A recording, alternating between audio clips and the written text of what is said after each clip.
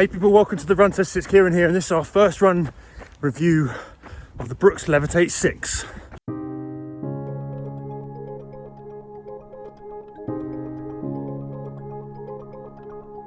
So I'm actually out on my second run in the Brooks Levitate 6, even though it's our first run review.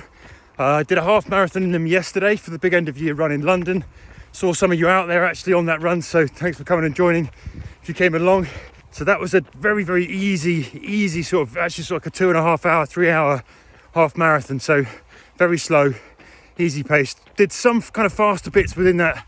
I was leading a group, so I had to get from the back of the pack to the front sometimes.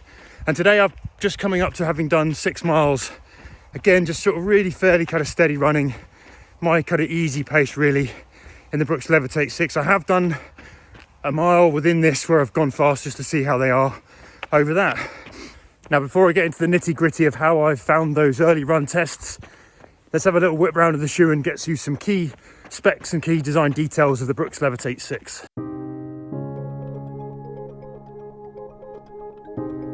So first up, some key details then. Well, the Brooks Levitate 6 come in with an 8mm drop. They weigh in a UK men's size 9 at 11.6 ounces or 328 grams. The pricing is £140 in the UK or $150 in the US.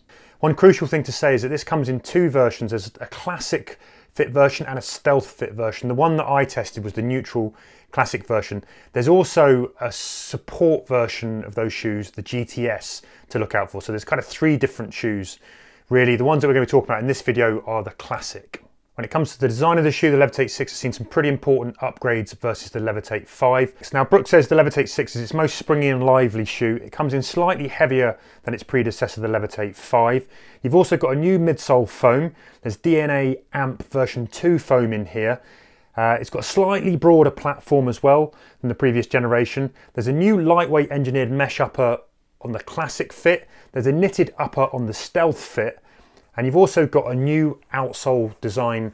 That outsole rubber pattern has changed to provide extra traction and durability, something that people called for or didn't quite like on the Levitate 5. So I think when it comes to sort of daily trainers, this shoe probably has a little bit more of a classic and traditional look and feel to it. Some other details that you've got, it's got a really sort of like a medium padded heel collar here. It's a little bit more than some, but it's not as much as something like the Asics Nova Blast.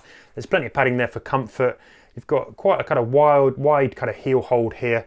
You've got a sort of medium padded tongue that is sort of half gusseted down the bottom there. You've got really kind of nice sort of solid looking kind of lace holdings here. They don't look like they're going to break or go anywhere. There's minimal kind of overlays on the shoe. You have got a bit of a, a kind of structured heel counter here. You've obviously got this kind of pull to help you get them on. All of those things, fairly thin laces. But overall, I think the shoe feels more like a traditional kind of daily trainer.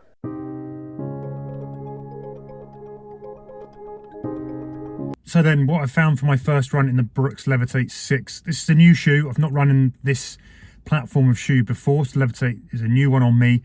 Actually really enjoyed it. I was surprised. Again, these are not shoes that I would normally select off the shelf, but I think this one's been a really happy surprise.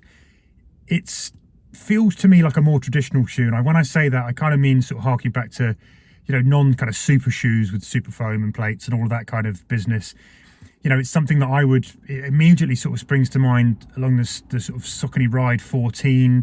It feels a little bit even in the ballpark of a Puma Velocity Nitro 2. It's that kind of shoe. It's not the most cushioned, but I think it's quite well balanced in terms of that midsole platform that it's got. It soaks up a lot of the impact. It gives you a little bit of spring without being kind of aggressive and over propulsive. I think it's quite a well balanced shoe. It feels nice on the foot. I think the uppers hold well. I ran in a size 9, which is half a size up compared to my usual size, and it made it plenty roomy. It was perhaps a little bit long, and I've seen some comments that say that this comes up a bit narrow and it's a bit too much of a tight, snug fit. But I think I'd probably go on my true to size on that. But if you want a little bit roomier, I found them plenty roomy. Wasn't any pinching across the midfoot, loads of room in the toe box. I think the shoe can do a good job at a different range of paces. It's not punchy as a daily trainer like a Speed 3 in my book. It's not up there necessarily with something like a Mach 5 for its kind of liveliness and kind of energy. But I found it kind of a perfectly good, balanced ride. I did those miles, most of them sort of slow. I'd clip them up a little bit at times, but it coped with with the slow miles and the fast miles. It's not one of my favourite shoes that I've run in based on that first run, you know, in recent months and recent tests. But I think it's a fairly sort of solid, good all-round shoe. And I think if you like a shoe that is a little bit firmer, a little bit more traditional, but still has a little bit of spring in it, then I think this is one to look at. It feels a little bit, I don't think it's quite as soft as a Velocity Nitro 2. That give you kind of an idea of where it sits. It's certainly not got the volume of the midsole compared to something like the Mach 5. You know, it's definitely something that's a little bit more traditional, but I found it perfectly nimble, perfectly agile, and I enjoyed running in it. If I was trying to pick a sweet spot for how I think this shoe performs best, I'd probably say that it's a shoe that I'd like to run at a slightly quicker pace with a kind of higher turnover, you know, a little bit less ground contact time, where you're kind of rolling through the strides quite quickly. And that's when I think you're not necessarily going to need as much of that kind of cushioning to soften the impact if you're doing sort of slower miles where you might be landing a little heavier. I think that's where it might kind of hit the sweet spot. It's kind of feels similar in that vein to something like the Adidas Adi Zero SL, which I found, which was a little bit too firm. These are softer than those shoes. I think arguably better than those shoes as well. But I think at those kind of sort of slightly higher pace, maybe sort of tempo runs, is where you might find them a little bit more forgiving than other shoes. But they will do long, slow runs as well. But if I had to pick a use case, I might go out and put them on when I was going to do something like a really, you know, up-tempo 10K. But when I say that, I'm not talking about going out kind of racing or, you know, doing a full-out workout. I think there are better shoes for those runs, but that's kind of how I would use it if I had this shoe.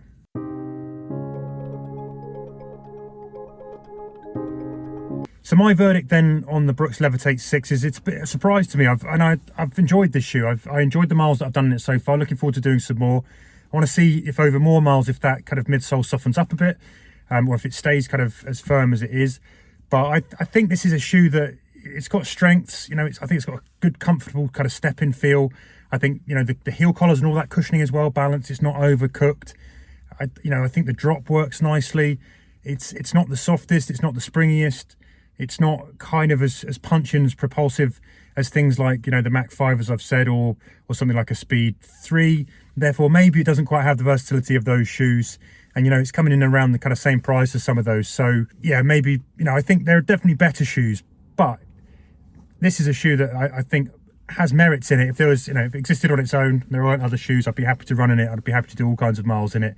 And as I said, if you like something that's a little bit firmer, then I think this shoe probably has merit and maybe worth the look.